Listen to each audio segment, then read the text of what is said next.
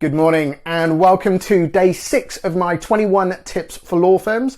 Today you're going to be getting 2 tips as I was unable to record a video yesterday. My first tip is social media and my second tip is going to be content. Both of those go together perfectly. Now with social media, what I hear a lot from law firms is that social media isn't working for them. And when I ask what their strategy is, there's deadly silence. So here's my tip for you around social media. Create a strategy to understand what you want to achieve, who your target clients are, and what social media channels you're going to be active on. Once you've formed your strategy, you can add additions to it, but those 3 key areas will help you form the basis. Within social media as well, it's understanding what social media channels you're going to be active on. For commercial law firms, it's typically LinkedIn and Twitter. For private client firms, it's typically Twitter, Facebook, and Instagram in the middle. And if you're a full service law firm, you tend to dabble in all of them. However, what I don't recommend you do is, if you're starting out on social media for the first time, is to spread yourself too thinly. You do that and you run the risk of burning out. Think of it as the gym after Christmas in January. Loads of people get active and get enthusiastic, but come around March time, it turns into a ghost town because that enthusiasm level drops. So it's baby steps with social media.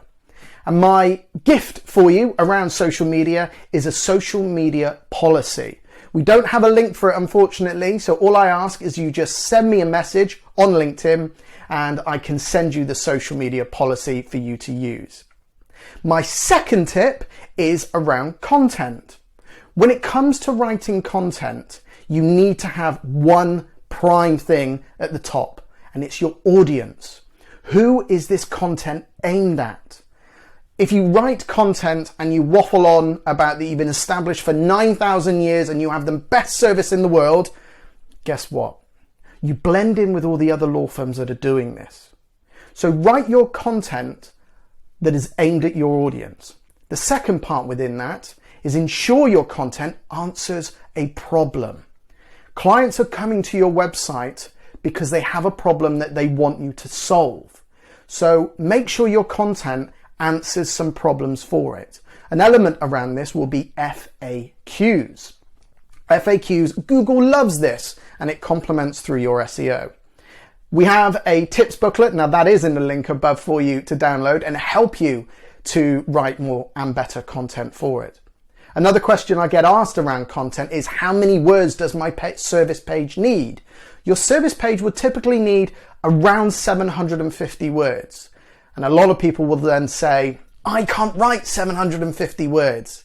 You can, provided it's structured correctly and you have your target audience in mind.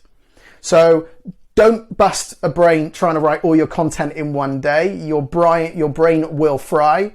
So if you want to have a great way of writing content, speak to your prospective clients, speak to your existing clients about what they want to see and read on your website.